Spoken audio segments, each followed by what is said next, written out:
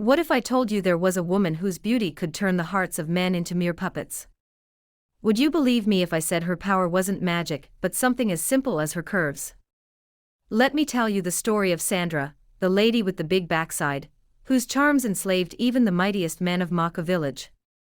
Sandra was born in Maka village, a small town surrounded by rolling hills and whispering trees. From a young age, it was clear she was different.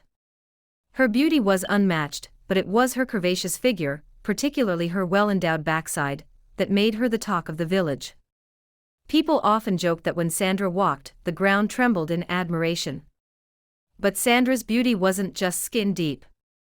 She had a cunning mind and a way with words that could make even the wisest elder question his judgment. By the time she was 20, Sandra was the most sought-after woman in the village. Men from far and wide would gather just to catch a glimpse of her, hoping to win her heart. Sandra wasn't like other women.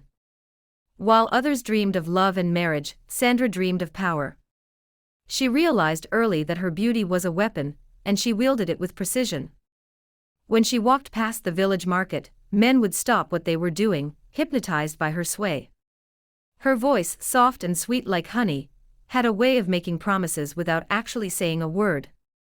It was said that no man could resist her. Farmers, traders, even the village chief, one by one, they all fell under her spell. But Sandra wasn't content with their attention alone, she wanted their loyalty.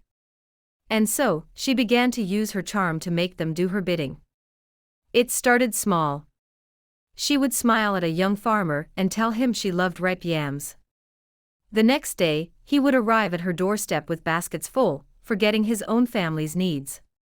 To a wealthy trader, she would whisper that she dreamed of wearing golden earrings, and soon enough, she had more gold than any woman in the village. The height of Sandra's power came when she set her sights on Chief Otomo, the leader of Maku. Chief Otomo was a proud man, known for his wisdom and strength. But even he wasn't immune to Sandra's charms. One evening, Sandra visited the chief under the guise of seeking his guidance. She wore a simple but form-fitting dress that accentuated her curves. As she spoke, her words dripped with flattery, and her gaze seemed to pierce straight into the chief's soul. By the end of the night, Chief Otomo was hers. Under her influence, the chief began making decisions that baffled the village. He gifted Sandra a plot of land that had been reserved for community farming. He gave her access to the village treasury, claiming she was starting a business that would benefit everyone. But the villagers whispered among themselves, wondering what spell Sandra had cast on their leader. Sandra's reign didn't last forever. Among the villagers was a young woman named Amara, who had always admired Sandra but also saw through her manipulation.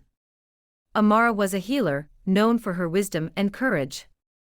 She decided to confront Sandra, not with anger but with cunning. Amara visited Sandra one evening, bringing with her a small blackpot potion. "Sandra," she said, "you are the most powerful woman in this village. But true power comes from helping others, not taking from them. Drink this, and it will give you the power to use your beauty for good." Sandra, curious and flattered, drank the potion. But it wasn't magic, it was a simple mixture that cleared her mind and softened her heart.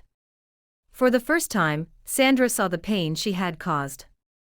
Sandra chose to change her ways. She returned the land and wealth she had taken, and began using her influence to bring prosperity to the village. She started a market where women could sell their goods, empowering others instead of just herself. Though Sandra remained a symbol of beauty, she was now also a symbol of transformation. The men who once adored her for her looks now admired her for her strength of character. And so, the story of Sandra, the lady with the big backside, became a lesson for generations. True power isn't in beauty or charm, but in how we use our gifts to uplift others. What would you do if you had the power to control others? Would you use it for good or bad just like Sandra once did? Please subscribe.